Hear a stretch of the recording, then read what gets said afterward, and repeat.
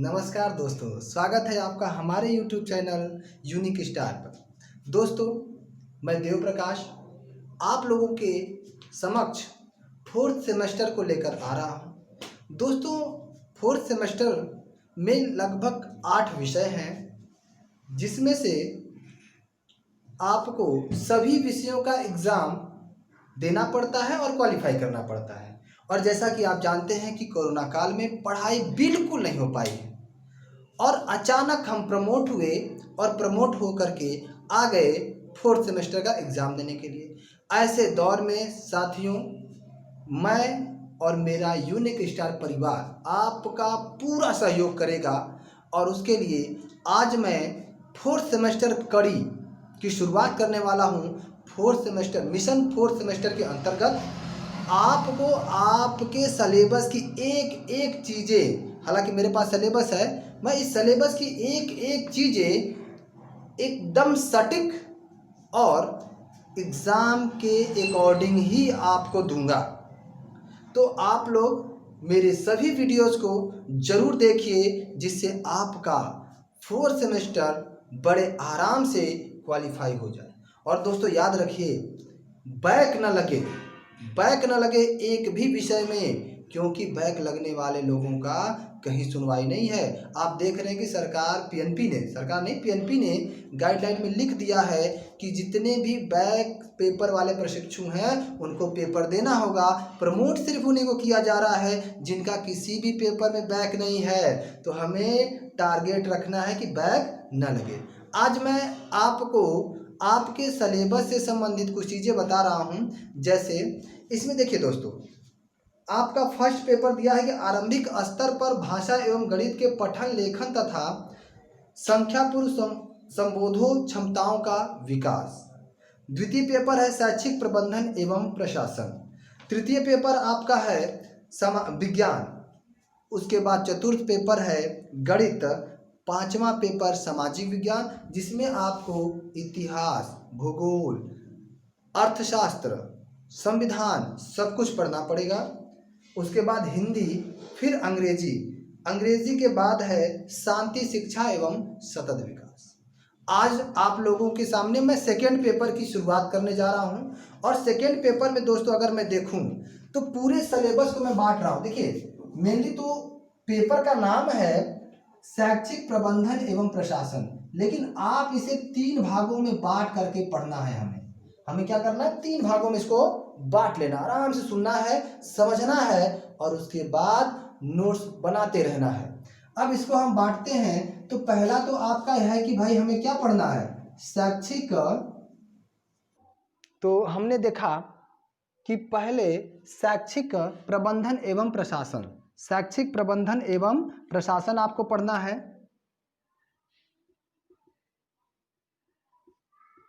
एवं प्रशासन। अब देखिए, शैक्षिक प्रबंधन एवं प्रशासन। उसके बाद दूसरे नंबर पे पढ़ना है प्रारंभिक शिक्षा का, या लिख सकते हैं कि प्रारंभिक शिक्षा में संलग्न अभिकरण। यह भी 3 स्तर पे पढ़ना है। एक तो राष्ट्रीय स्तर पे, एक राज्य स्तर पर और एक जिला स्तर पर। एक और आपको पढ़ना है जिसे हम कहते हैं स्थानीय स्तर। जैसे अगर हम राष्ट्र की बात करें, राष्ट्रीय स्तर पे, तो हम देखते हैं कि NCERT भी है और उसके बाद NCTE भी है, NCTE भी है और न्यूपा भी है, NUPA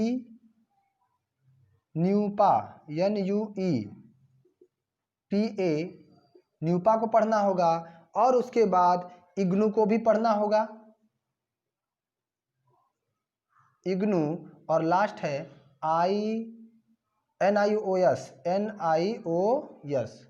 NIOS को भी आपको पढ़ना है। तो ये सारे जो भाग हैं ये राष्ट्रीय स्तर पर। राज्य स्तर पे आपको SCERT को पढ़ना है, राजकीय हिंदी संस्थान को पढ़ना है,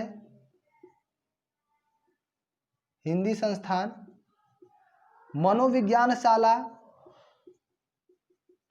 मनोविज्ञानशाला को पढ़ना है। उसके बाद आपको पीएनपी को पढ़ना है जो हमारा पेपर कराता है। जिला स्तर पे देखें तो आपका डाइट है, डाइट और बीएससी महोदय को देखना है। स्थानीय स्तर पे देखें तो जिसको हम कहते हैं बीईओ, ब्लॉक एजुकेशन ऑफिसर, और उसको देखना है एनपीआरसी।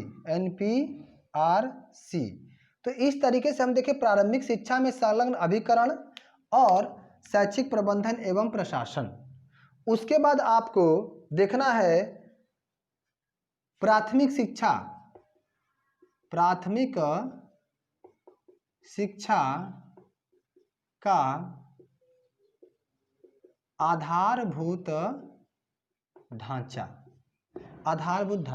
तो सेकेंड पेपर जो 4th सेम का सेकेंड पेपर है दोस्तों, इसको ऐसे हम बांट लेंगे।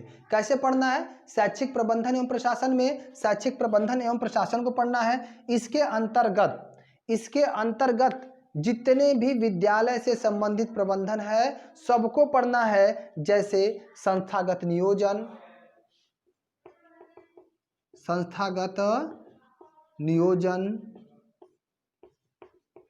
संस्थागत प्रबंधन, ठीक है।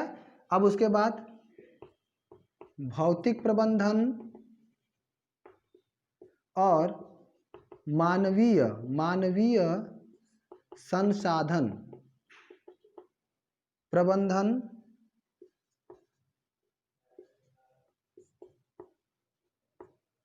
देखिए भौतिक संसाधन प्रबंधन, मानवीय संसाधन प्रबंधन, संस्थागत प्रबंधन, संस्थागत नियोजन, उसके बाद समय सारिणी प्रबंधन etc।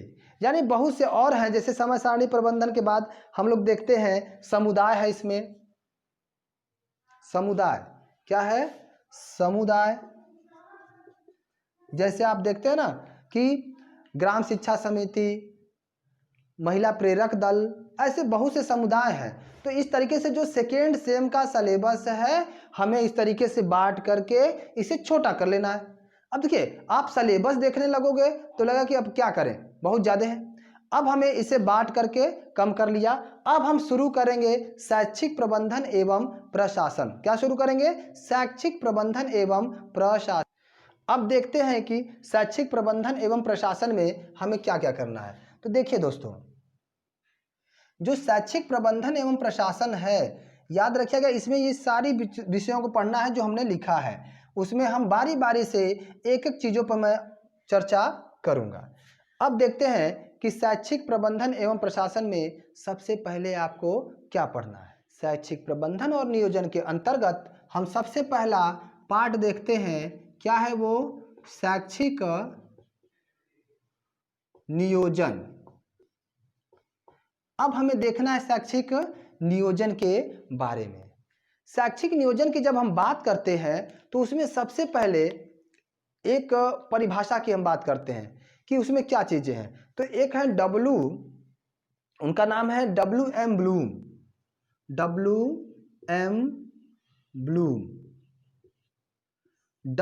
ब्लूम। यह कहते हैं कि किसी शिक्षण संस्था द्वारा स्वानुभूत आवश्यकताओं तथा प्राप्त संसाधनों या उन साधनों जिनके प्राप्त होने की संभावना हो के आधार पर अपने विकास के लिए बनाया गया कार्यक्रम उस संस्था की योजना कहलाता है। इनका साफ साफ कहना है दोस्तों कि ये ब्लूम कह रहे हैं कि अगर हमें क्या करना है, किसी शिक्षण संस्था को बढ़ाना है तो उसमें स्वानुभूत आवश्यकताओं, यानी इनका सबसे पहला स्टेटमेंट है कि स्वानुभूत आवश्यकताओं इन्हें पूरा करने के लिए जितना संसाधन की आवश्यकता है जो हमारे पास है या फिर जिनका संभव है कि मिल सकते हैं, उन्हें समन्वित करके एक रूप देना ही योजना कहलाता है। इस योजना की अवधि लंबी अथवा छोटी हो सकती है। ये तो मैंने समझा दिया, अब इसे हमें लिख लेना है। ब्लूम महोदय ने लिखा है कि किसी शिक्षण संस्था द्वारा स्वानुभूत आवश्यकताओं तथा प्राप्त साधनों या उन साधनों जिनके प्राप्त होने के आधार पर अपने विकास के लिए बनाया गया कार्यक्रम उस संस्था का योजना कहलाता है। इस योजना की अवधि लंबी भी हो सकती है और छोटी भी हो सकती है। कि योजना का कार्यान्वयन कितने जल्दी हो रहे हैं, कितने दृढ़ता के साथ हो रहे हैं, डिपेंड करता है। दोस्तों इसका एक स्क्रीनशॉट ले लीजिए। आगे मैं बढ़ता हूं और देखता हूं कि इसकी शैक्षिक जो नियोजन है, इसका उद्देश्य क्या है, उसकी विशेषता क्या है, इसका अर्थ क्या है, इन सारी बातों को मैं आपके सामने रखूंगा। ध्यान से सुनना है दोस्तों। देखिए, संस्थागत नियोजन अगर हम बात करें तो हम एक संस्था की बात कर रहे हैं। संस्था जैसे हमारा विद्यालय हो गया, बैंक हो गया, कोचिंग इंस्टीट्यूट हो गया, महाविद्यालय हो गया, इवन हम अगर देखें तो हमारा घर अगर परिवार है तो वो भी हमारी एक संस्था है। तो हम संस्थाओं का जो नियोजन करते हैं उसमें मुख्य रूप से हम किन बातों का ध्यान रखते हैं, इस पे ध्यान रखिएगा।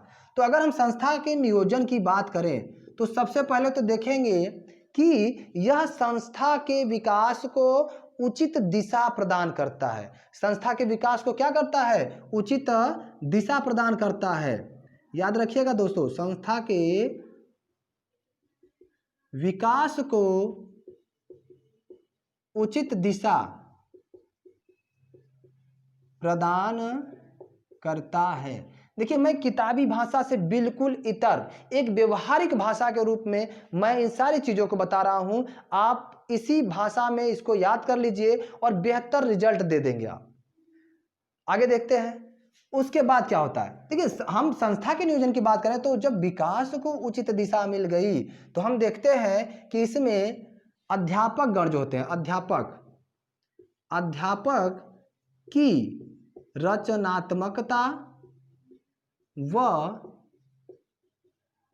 सक्रियता को बढ़ावा मिलता है, बल मिलता है। भाई जाहिर सी बात है कि जब हम संसाधनों का नियोजन करेंगे, प्लानिंग करेंगे, तो अध्यापक गण जो हमारे हैं उनकी रचनात्मकता और सक्रियता को भी बढ़ावा मिलेगा। तो आप देख रहे हैं संस्था नियोजन में सिर्फ हम संस्था के अकॉर्डिंग ही बात कर रहे हैं, संस्था के विकास की बात कर रहे हैं, संस्था से जुड़े लोगों की बात करेंगे। आपको अलग से नहीं सोचना है। अब देखिए नेक्स्ट हम अगर पॉइंट की बात करें तो आप देखते हैं कि इसमें स्कूल की प्रगति निहित होती है। भाई हम प्लानिंग कर रहे हैं, नियोजन कर रहे हैं, तो जाहिर सी बात है कि हम इस स्कूल के प्रगति को ध्यान में रख के करेंगे। ऐसा नहीं है कि हम प्लानिंग करें कि स्कूल में तोड़ दें, तो ऐसा तो करना नहीं दोस्तों। हमें ध्यान रखना है कि सिर्फ और सिर्फ स्कूल की प्रगति हो, वहां के अध्यापक रचनात्मक हो और उस संस्था के विकास को एक उचित दिशा मिले। और आगे देखते हैं दोस्तों, इसमें क्या होता है कि प्रधानाध्यापक, अध्यापक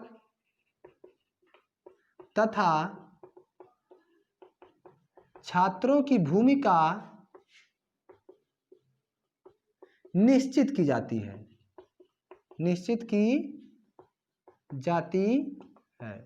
सिंपल सी बात है, अध्यापक का काम है पढ़ाना, प्रधानाध्यापक का कार्य है कि स्कूल के सारी आवश्यकताओं को पूरा करना, साथ ही साथ पढ़ाना, और छात्र का काम है पढ़ना। तो यह एक नियोजन है, एक प्लानिंग के तहत इनको अपना अपना काम बांट दिया गया है, ये अपना काम कर रहे हैं। अब 2 नंबर में तो मुझे लगता है कि 4-5 विशेषताएं लिख देंगे तो काफी है। अब हम लोग देखते हैं कि संस्थागत नियोजन के महत्व क्या है। बहुत ही आसान शब्दों में मैं बताने जा रहा हूं कि जब हम बात करते हैं संस्थागत नियोजन के महत्व एवं आवश्यकता की। तो सबसे पहली जरूरी चीज है कि यह संस्था का विकास तो करे ही, साथ में ही वह सामाजिक विकास को भी ध्यान में रखे। यह हमेशा लोकतांत्रिक मूल्यों को बढ़ावा देने वाली, देश भक्ति की भावना को जगाने वाली, भाईचारा समानता को बढ़ाने वाली होनी चाहिए। हम इस प्रकार से शैक्षिक नियोजन करें कि इन सारे गुणों को हम बढ़ावा दे सकें। अब देखिए, जैसे मैं बात करूं, कुछ नोट कर लेते हैं दोस्तों कि 2 नंबर में लिखना क्या है। वैसे तो सामान्य शब्दों में मैंने आपको बता दिया। इसमें हमने देखा कि आप शिक्षा प्रणाली को एक समान रूप से चलाने की बात करते हो। क्या करते हो? शिक्षा प्रणाली को एक समान रूप से चलाना है, यानी कि शिक्षा प्रणाली को एक रूप देना। संस्थागत नियोजन के अंतर्गत हम समस्त शिक्षा प्रणाली को एक रूप देते हैं, एक समान रूप देते हैं। उसके बाद देखा जाए तो संस्थाओं के सुधार को देखना, यानी कि संस्थागत सुधार। इसके लिए हमें जातीय,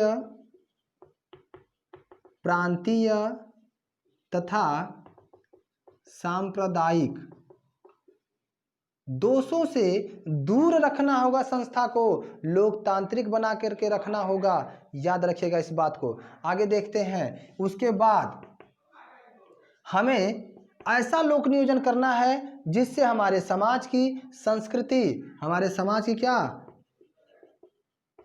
संस्कृति, परंपरा